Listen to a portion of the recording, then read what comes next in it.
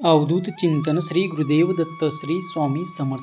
स्वामी सेवकांनी कुठल्याही नकारात्मक घटनेत अडकू नये, कुठल्याही अंधश्रद्धेमध्ये अडकू नये, कुठल्याही वाईट गोष्टीच्या आहारी जाऊ नये म्हणून स्वामी महाराज सतत प्रेरणा देतात.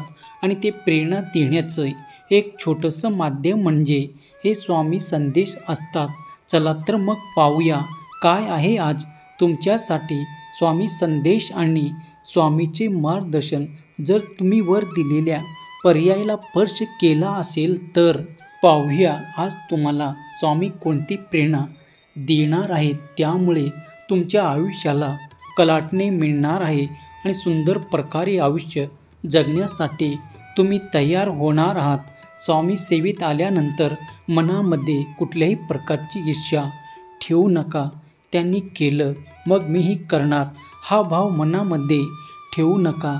त्यांनी ही सेवा केले, स्वामीने त्याला दिले, मी करेन तर मलाही देतील हे करू नका. कारण त्याचं कर्म वेगळं आहे, तुमचं कर्म वेगळं आहे.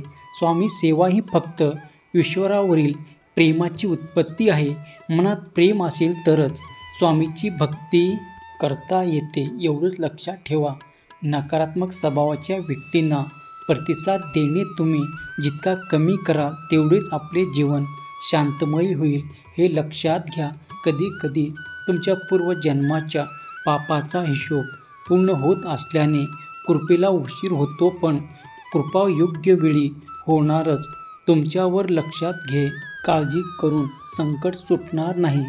नामस्मरण कर, चिंतामुक्त होशील. एक गोष्ट लक्षात ठेव, ज्यांनी सेवकाच्या वाटेत दुःख आणण्याचा, वाईट कृत्य करण्याचा प्रयत्न केला, घाणेरड्या शक्तीचा वापर केला, त्या सगळ्या प्रयत्नांना सेवेकरीवर काही परिणाम होणार नाही. पण कालांतराने त्याच लोकांच्या वाटेला पश्चाताप दुःख आल्याशिवाय राहत नाही. त्यामुळे तू चिंता करू नको.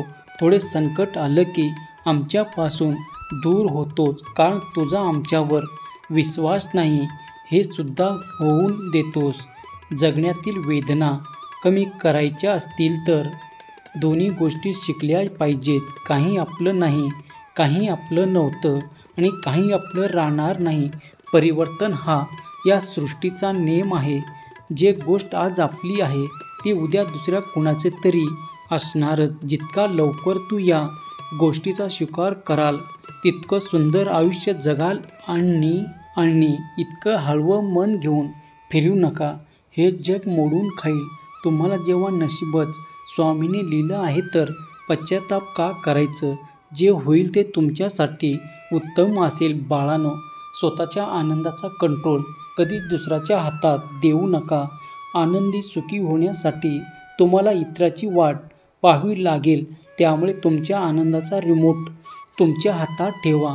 आम्ही जरी प्रत्यक्षात तुझ्याबरोबर नसलो किंवा तुझ्यापर्यंत पोचू नाही शकलो तरीही संदेशामध्ये किंवा या संदेशामार्फत तुझ्यापर्यंत पोचत आहोत हे लक्षात असू दे.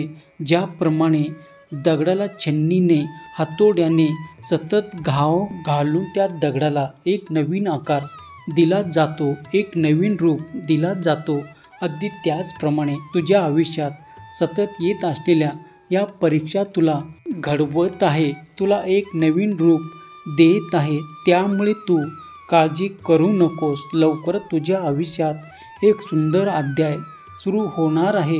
लवकरच अशक्यही शक्य करतील तुझ्यासाठी स्वामी. तुला नशिबाने जरी ढकलून दिलं तरी मी तुझ्या झोळीत नशिबापेक्षा जास्त टाकू. फक्त तुझे कर्म चांगले ठेव.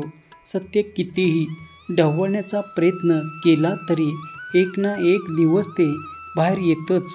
सत्याच्या प्रकाशात खोट्याच्या अंधाराला मिटवता येत नाही. त्यामुळे संयम ठेव, विश्वास ठेव, न्याय तुझ्या बाजूनेच होणार.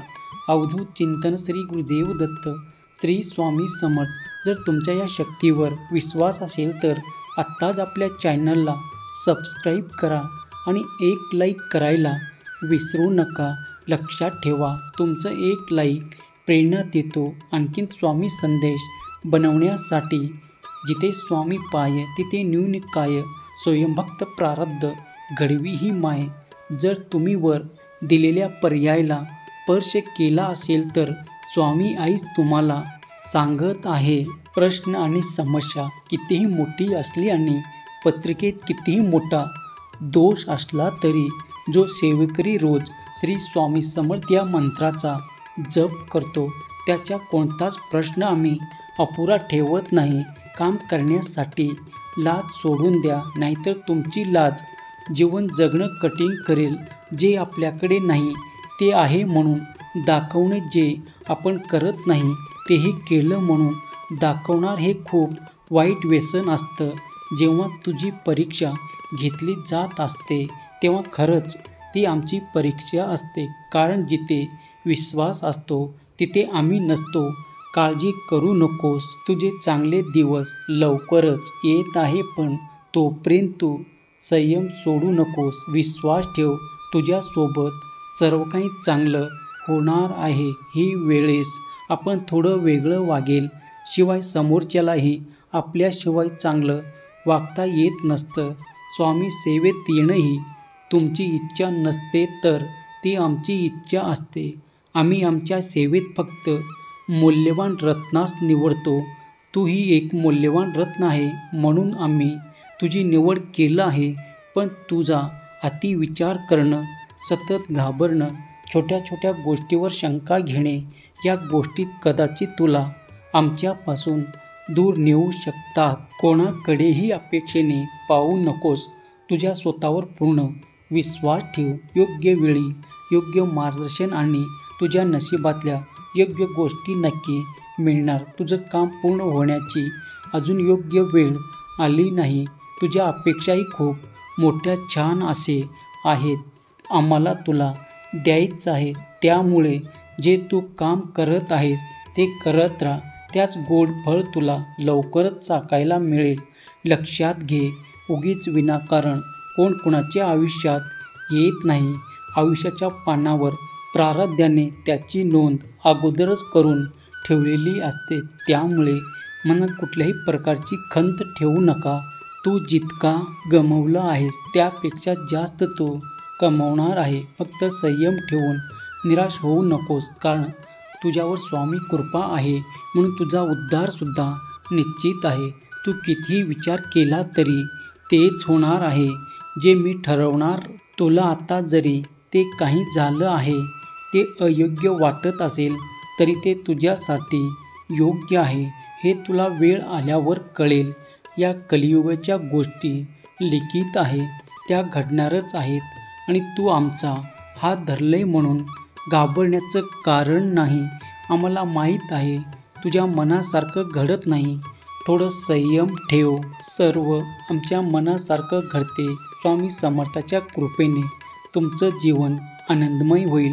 चिंता करू नका. फक्त रोज न चुकता श्री स्वामी समर्थ या मंत्राचा जप करा. तुझ्या दशात झालेल्या जीवनाला लवकरच दिशा दाखवणार मी. अवधूत चिंतन श्री गुरुदेव दत्त श्री स्वामी समर्थ. जर तुमच्या या शक्तीवर विश्वास असेल तर आत्ताच आपल्या चॅनलला सबस्क्राईब करा आणि एक लाईक करायला विसरू नका. लक्षात ठेवा, तुमचं एक लाईक प्रेरणा देतो आणखीन स्वामी संदेश बनवण्यासाठी. जिथे स्वामी पाय तिथे न्यून काय, स्वयंभक्त प्रारब्ध घडवी ही माय.